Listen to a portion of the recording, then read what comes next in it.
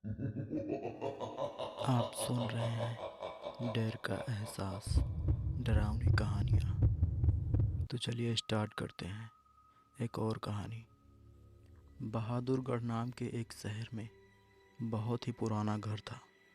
लोग उस घर को भूतिया और अपशकुनी मानते थे, क्योंकि वहाँ पर जो भी कोई रहने आता था, किसी न किसी कारण उसकी मौत हो जाया करती थी। इसीलिए उस घर को खरीदने के लिए कोई तैयार भी नहीं हुआ करता था। बहुत दिनों के बाद एक बार विजय नाम के शख्स ने उस घर को बहुत ही सस्ते दामों में खरीद लेता है और अपने बेटे मोनू के साथ में उस घर में रहने लगता है। 3-4 दिन तक तो उसमें अच्छे खासे से रह रहा था, कोई दिक्कत नहीं हो रही थी। लेकिन जब 4 दिन के बाद उसे अजीबोगरीब घटनाएं होने लगी। पहले तो वो इस बात को नज़रअंदाज कर रहा था, लेकिन जब उसे किसी को घर में होने का एहसास हुआ तो वो सतर्क हो गया था। एक दिन की बात है, विजय अपने रूम में बैठकर होमवर्क कर रहे थे। तभी उनका बेटा मोनू दौड़ता हुआ उनके पास आता है।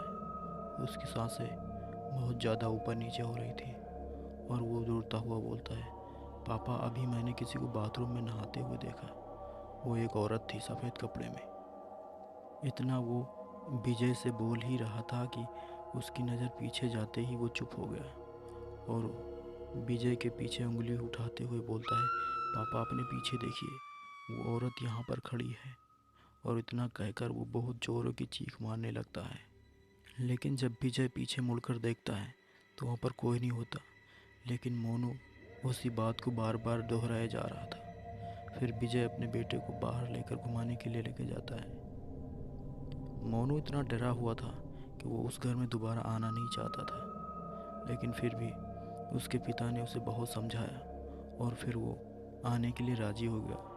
इस बार विजय ने अपने बेटे मोनू के साथ एक कुत्ता भी लेकर आया था, ताकि उसका दिल उस कुत्ते के साथ लगा रहे। उस कुत्ते के आने के बाद 2 दिन तक तो मामला शांत रहा।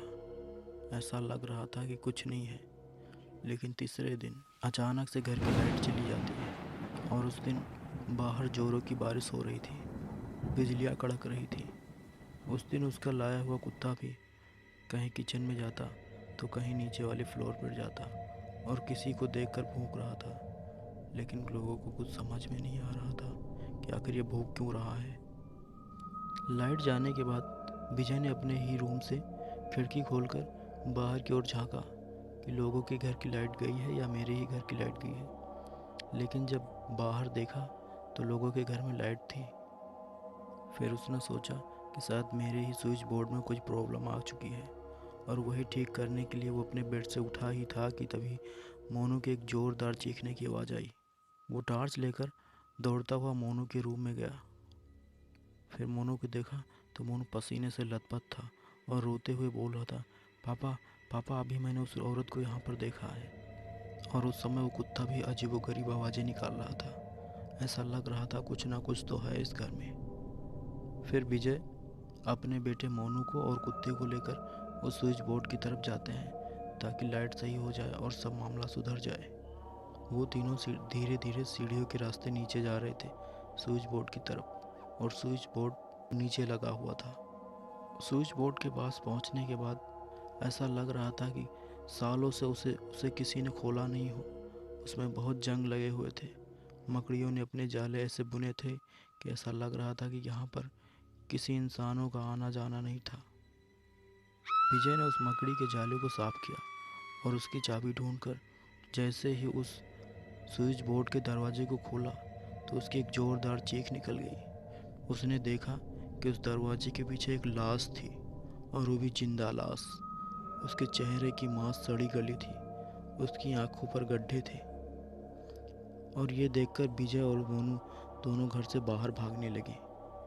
लेकिन अचानक से गेट के पास लगी हुई लकड़ी की सीढ़ी में मोनू का पैर फंस जाता है। बहुत कोशिश करने के बाद भी उसका पाँव बाहर नहीं निकल पाता। मोनू भी अपने पाप का पैर पकड़कर बाहर खींच रहा था, लेकिन कोई फ़ायदा नहीं हो रहा था।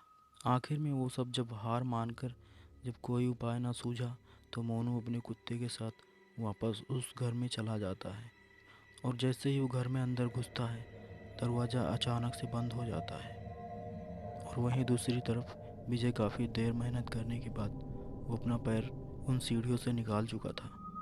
वो वापस उस घर में अपने बेटे और कुत्ते को ढूंढने के लिए जाता है, लेकिन वो ना तो उसका बेटा मिलता है और ना ही वो कुत्ता मिलता है। वो घर के हर कोने में उन दोनों को छान मारता है, लेकिन वो दोनों कहीं नहीं दिखते। जब वो दोनों नहीं मिलते तो विजय हार मान जाता है और दोबारा उन दोनों के मिलने की आस में उसी घर में रहने लगता है। 2-3 दिन ऐसे ही निकल जाता है। विजय का रो रो के बहुत बुरा हाल हो चुका होता है। फिर एक दिन विजय घर की लाइट ठीक कराने के लिए एक इलेक्ट्रीशियन बुलाता है। इलेक्ट्रीशियन आता तो है, लेकिन वो घर में घुसने से पहले ही वो उल्टे पांव वापस भाग जाता है। और विजय जब उससे उस भागने की बात पूछता है तो वो बताता है कि आपके घर में 3 चुड़ैलें हैं, जिसमें एक औरत और एक बच्चा और एक कुत्ता रहता है, और वो तीनों मुझे ही घूर रहे थे। नहीं, मुझे मरना नहीं है। इतना कहकर वो वहाँ से चला जाता है। इलेक्ट्रिशियन की बात सुनकर विजय बहुत उदास हो जाता है और उनके मिलने की आस छोड़ देता है। फिर वहीं पर वो दिन भर बैठकर रोता है। दूसरे दिन वो अपना सामान बांधकर उस घर से कहीं दूर चला जाता है और फिर कभी वापस लौट कर नहीं आता। तो ये थी वो कहानी।